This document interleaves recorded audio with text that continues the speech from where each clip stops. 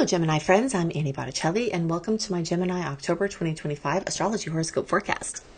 I'm calling the theme of this month A Tale of Two Geminis to show you how the difference between going through the upcoming astrological transits can be experienced if you're going through them blindly or unconsciously, or feel like you're being thrown around by the energies because you don't know what's going on, and what it can be like to be informed, to go through everything that may happen consciously and intentionally, making different choices and accessing the highest invitations. This is for you if Gemini is your sun sign, your moon sign, your rising sign, or any other Gemini placements that you're listening for. What I'm going to talk about here is part of your astrological picture. Very late degree Gemini friends, so birthdays like June 15th through the rest of the sign, or 23 degree Gemini placements through the rest of the sign, I suggest you additionally listen to my Cancer report, as your very late degree friends will benefit from both readings. Okay, so let's get into it. I'm going to give you a little background about the astrological weather for this month from a general perspective, and then we'll dive into the specific aspects and transits and events, moon events, and help you see what this can look like from the two perspectives of being one Gemini that's going through this, understanding what we're about to discuss, and another Gemini going through this, not having any idea what's happening.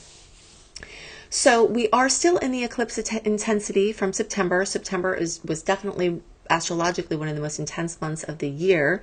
That is carrying over a bit into October as we are still in eclipse season. So you will still very likely be seeing information, events, news coming in from those eclipses still, because after all, the last one was just on September 21st, so October 1st is not that far away from that, right? So we are still kind of in that. But as the month progresses, you will feel that fading into the new normal of whatever occurred, starting to transition into whatever is next.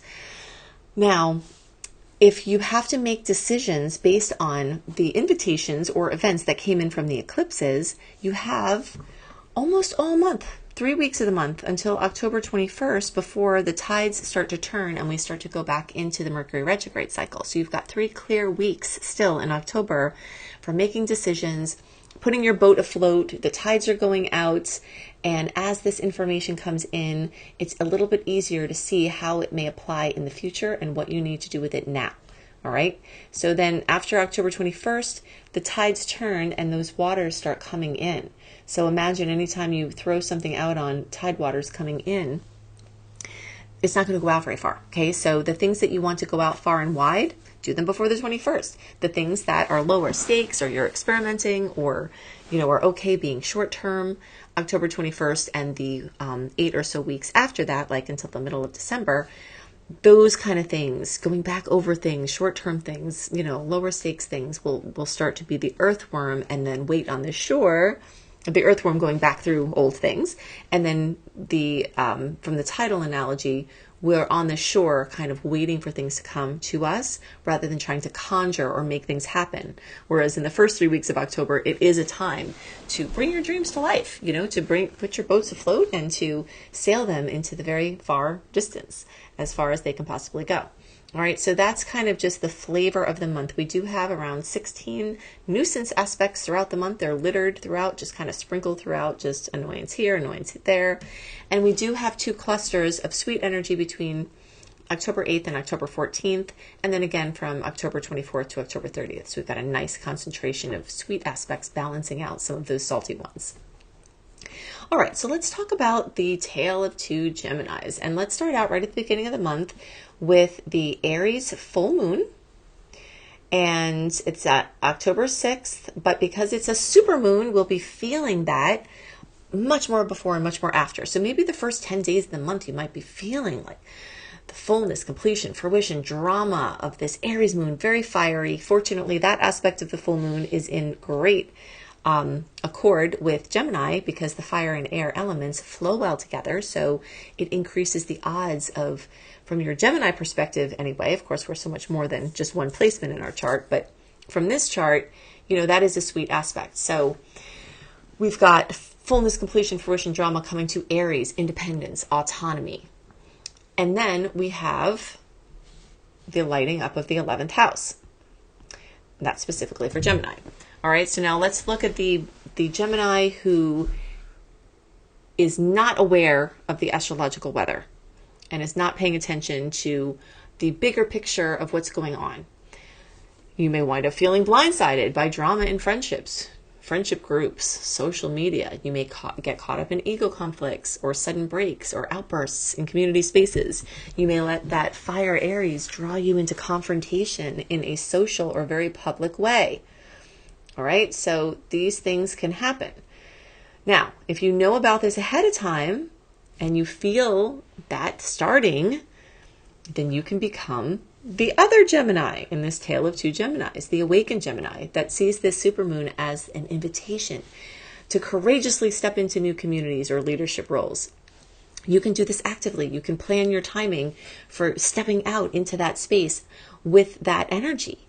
And, we do have a lot of sweet aspects and, like I said, from the 8th to the 14th that coincide with the influence of this period of time. You can use this surge of energy to clarify which of your alliances feel authentic and which to release. The 11th house is very much about alliances, especially from the group setting. All right. So going into this now, you can make your plan of being the awakened Gemini in this situation. Okay. And you can align around bringing fruit from your networking, bringing fruit from your internet projects, investing in and using the fire energy to very strongly show up in that space. And if you start to feel some of the other drama going on, don't let the Aries energy get the best of you, where you might say something that you cannot later easily retract. All right, so our tale of two Geminis. Let's move next into a bit of a longer term transit. Okay, we've got Jupiter moving through Cancer. That's accentuating Gemini's second house of money. If you've been listening to my reports, then you know I've been telling you from June 2025 until almost July 2026, you have Jupiter, the great expander, possibly helping you expand your finances. What it can also do is expand the money that you are spending. And it can also make you recklessly spend too much or emotionally spend.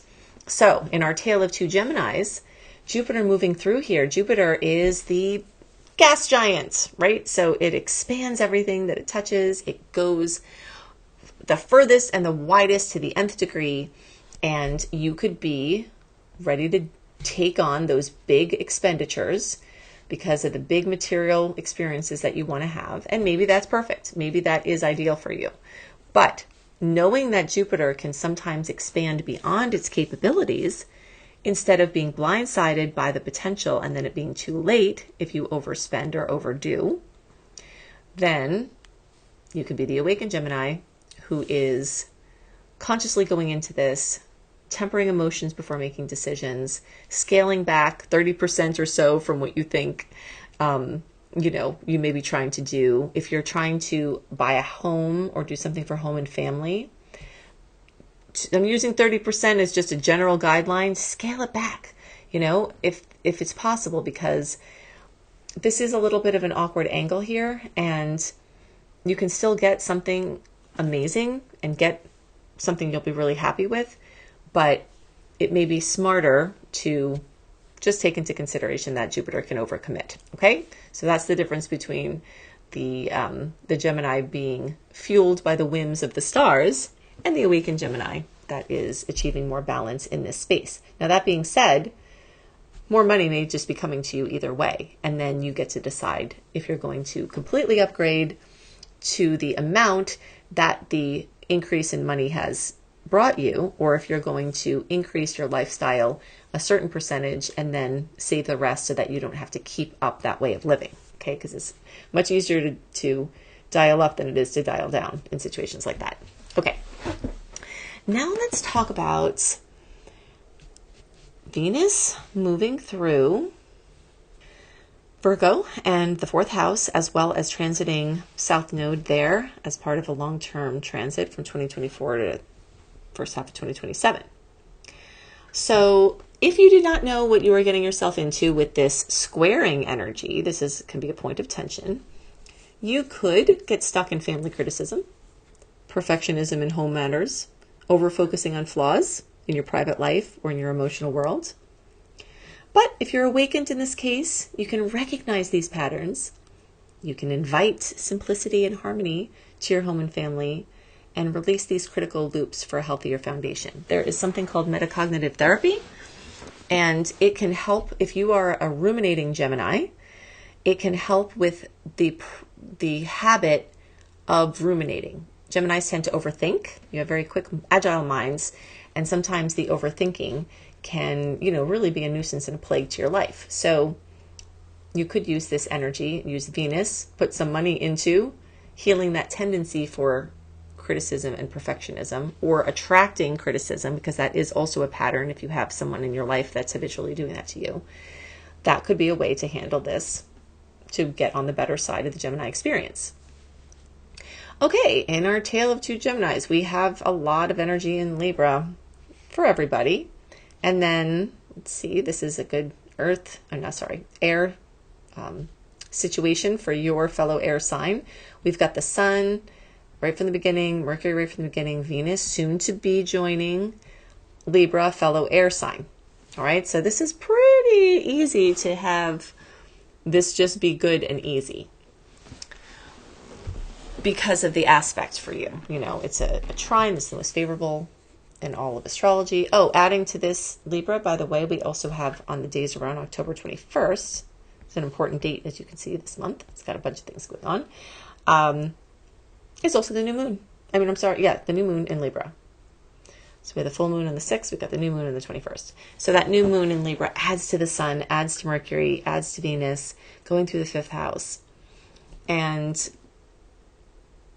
what that can add to is a little bit of excess in that space of having a little bit too much fun. It can also burn you out with too much activity. The Libra energies are very social, and Gemini energy is also very social. Even if you are an introverted Gemini, there is some sort of social aspect of taking in information, putting out information that tends to be, consistent for Geminis. So you could just overdo it. You could be over talking, over writing, over sharing, and it could just burn you out, so that you just have to look out for too much of a good thing with this. But for the most part, this is a time of balance. It is a time of harnessing creative inspiration and romance and playful self-expression as fuel for your confidence. And that can be the awakened Gemini that uses that spotlight of the Sun, that communication of Mercury, that love and money focus in order to make your creative dreams come to life, your dreams involving children come to life, or to invest in your romantic life. Okay, in our tale of two Geminis, we also have the story of Scorpio. So as the month progresses and we leave Libra season, we have Mars already in Scorpio. We have Mercury joining quickly. We've got the Sun joining, close to the same time of the 21st. That's sort of a big point in the month. And then actually Venus in November will get to Scorpio as well. It's on its way. So there's going to be a very big Scorpio party. And all of this is going to and Lilith is also there. And all of this is going to highlight your 6th house. Now, this is a bit of an awkward angle. The deep, penetrating emotion of Scorpio and the light, thought-based mental world of Gemini, movement and mobility, it's very stodgy. Scorpio energy is very stodgy for Gemini sometimes. Now, it can be amazing and grounding and, exhilarating. And there are all of these wonderful traits of the Scorpio placement. But when we compare it to the Gemini part of you, it can kind of detract from your Gemini ways, which in some ways is good, right? If you have an excess of Gemini stuff going on, this can be a counterbalance.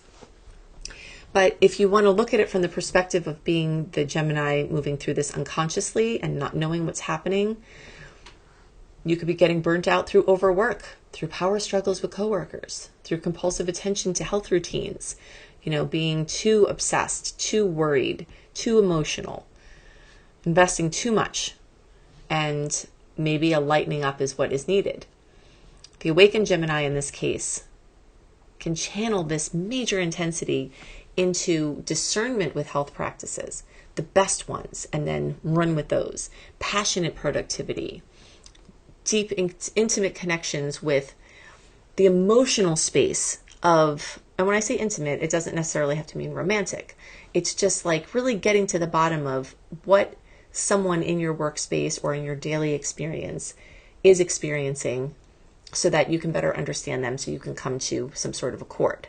All right, so you can use that drive of this Scorpio to reform your daily life and to build strength and to develop stamina and to develop consistency and to evaluate the emotional and psychological and spiritual factors behind all of these things.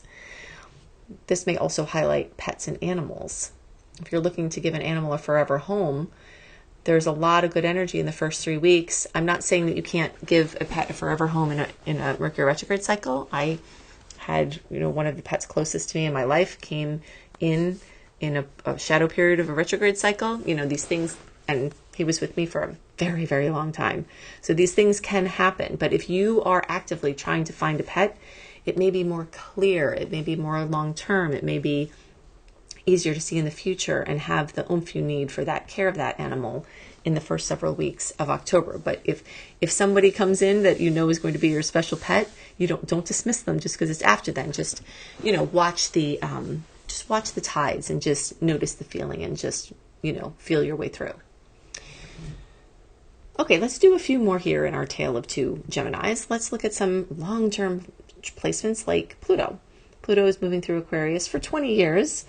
And so what we're talking about here is not a short-term thing, but it is happening now and it is happening every month, so we may as well bring it up. Pluto moving through your 9th house gives you a chance to revolutionize your big beliefs in life. The overriding things, your ways of seeing things, your belief systems, the structure that holds up how you see the world. And Pluto is going to transform them over this time.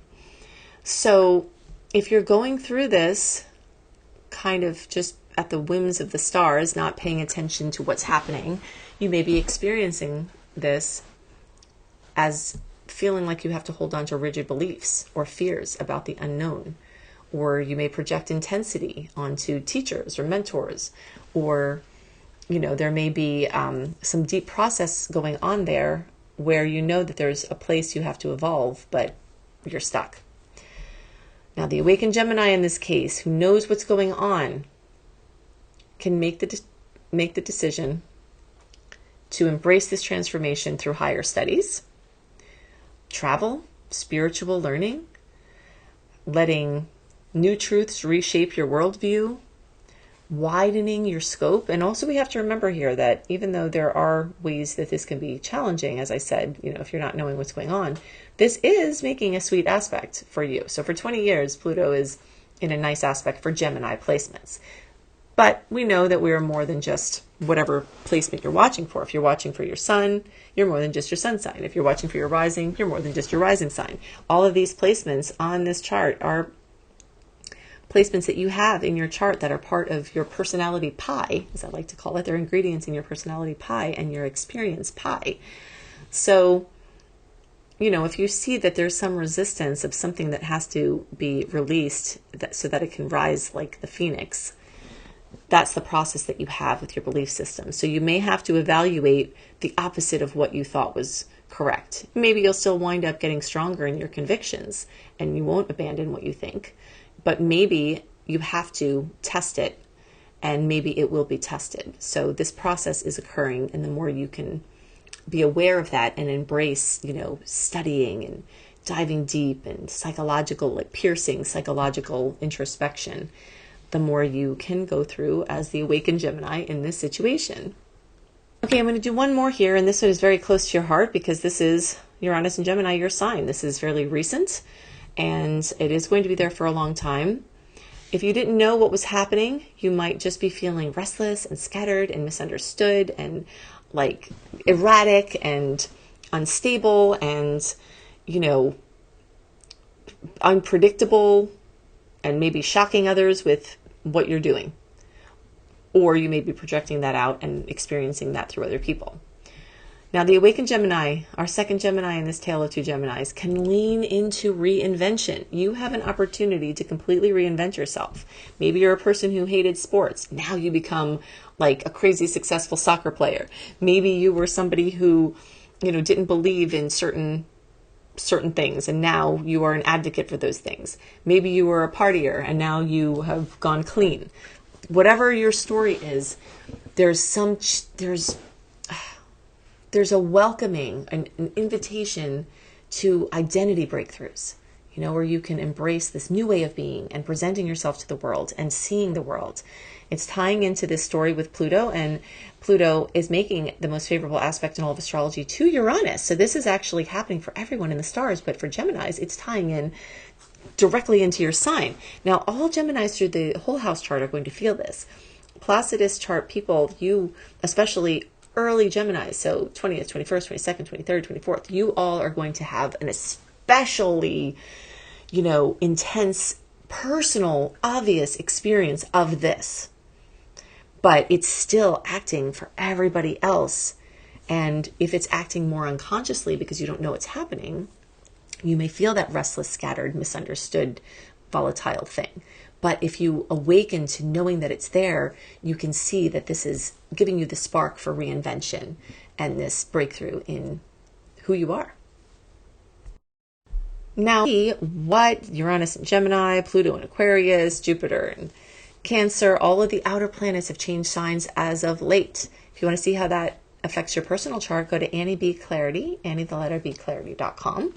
And get my outer planet transit report. I give you more about the general transits, but then I dive into your personal chart, including the dates of all of those transits in your personal chart.